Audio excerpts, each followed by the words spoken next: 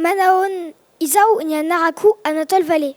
Isao Fulutaon, Ari 6e 4 au lycée français Antananarivu et tout Madagascar. Bonjour, je m'appelle Anatole Vallée, je suis en 6e 4 et je participe à Ambassadeur en herbe. J'ai 10 ans. Je suis un enfant de la génération Z, Z comme Zoom, Zuckerberg ou les influenceurs. Une génération biberonnée à Netflix plus qu'Astérix. Une génération gavée de contenu et gâtée sur Amazon. Une génération hyper connectée et habituée à ce monde numérisé, mais qui pourtant préfère de plus en plus s'en échapper pour se réfugier dans le monde imaginaire du métavers, au lieu de prendre soin de la planète Terre. Je suis un enfant de la génération Z et j'ai peur. Z, n'est-ce pas la dernière lettre de l'alphabet ? Peut-être pour l'une des dernières générations à pouvoir sauver notre société d'un monde entièrement numérisé qui ressemble plus à l'enfer qu'au paradis. Ok, je vous le concède, notre monde numérique a plusieurs aspects fantastiques. Le numérique nous offre tout depuis notre canapé à portée de clics, de scroll, de swipe. La version 1 du web a connecté les informations, ça a donné l'Internet. Ici, plus de savoir accessible que de livres dans la bibliothèque d'Alexandrie. La version 2 a connecté les gens, ça a donné la visio, les réseaux sociaux et l'e-commerce. Ici, plus de choix pour mes achats que dans la caverne d'Alibaba. La version 3 a connecté des milliards de données. Ça a donné l'intelligence artificielle. Aujourd'hui, c'est un robot chatbot qui répond immédiatement à mes questions, plutôt qu'un conseiller client.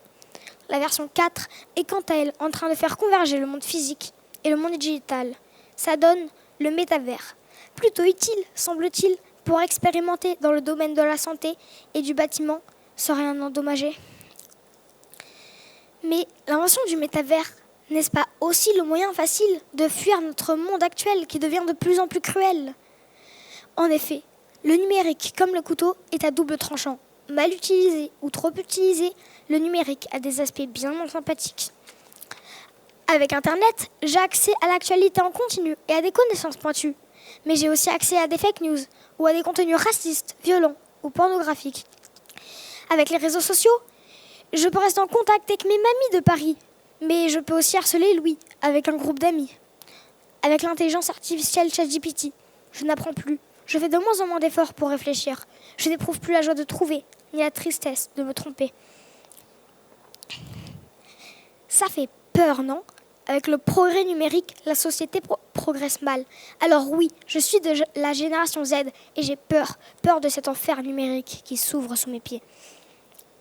Sommes-nous tous condamnés, nous, les jeunes, car je le vois autour de moi, nous sommes de plus en plus à souffrir de troubles de l'attention et du sommeil lorsque les écrans deviennent nous virtuels. D'addiction, nous isolant toujours plus, nous empêchant d'avoir une vie sociale. Ou de manipulation commerciale. Et là, je pense à l'obsolescence programmée de nos matériels informatiques, nous obligeant à les renouveler tous les 2 ans. 2 ans. Ça en fait des cadavres électroniques dans nos tiroirs. Ben oui, vous croyez quoi ? Le numérique, c'est pas magique. Il y a une réalité physique derrière. La face cachée du numérique se compose des ordinateurs, des tablettes et des smartphones, mais aussi des infrastructures sans lesquelles il ne fonctionnerait pas, comme antennes relais, câbles sous-marins, data centers et serveurs. On est loin du nuage tout léger auquel l'expression cloud voudrait nous faire penser. Il y a aussi une réalité humaine, ou plutôt un envers du décor à notre confort. Depuis ton canapé, tu vas sur Amazon, tu cliques sur la dernière paire de Nike pour l'acheter, et victoire, le lendemain matin, elles sont déposées sur ton palier. Tu crois qu'il n'y a aucun intermédiaire entre ton clic et tes baskets ? C'est parce que tu ne vois pas le livreur qui a pédalé sous la pluie pour apporter le colis. L'e-commerce, c'est la caverne d'Alibaba ou la caverne de Platon ? On ne voit que l'ombre des travailleurs nécessaires à notre confort numérique. Car on croit que le monde du numérique est impalpable, magique, immatériel, alors qu'en fait, on vit dans l'illusion d'un monde virtuel.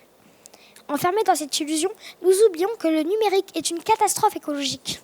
Saviez-vous que pour la fabrication d'un smartphone, il faut près de 50 métaux différents dont l'extraction est complexe, polluante, majoritairement effectuée par des enfants ? Pouvez-vous même imaginer qu'un seul data center consomme pour son refroidissement annuel l'équivalent en eau de 200 piscines olympiques ? Bref, je suis de la génération Z et j'ai peur. Et tic-tac, tic-tac. Ben oui, il est l'heure d'avoir le déclic et d'agir pour faire de notre monde numérique un monde plus propre et plus éthique. I strongly believe that it depends on us to make digital world heaven and not hell. I would like my generation to take major political decisions to reduce environmental impact of digital technology. I would like my generation to be the one to define a legal framework to build ethics for our digital world. So quick, it's your time now. Merci.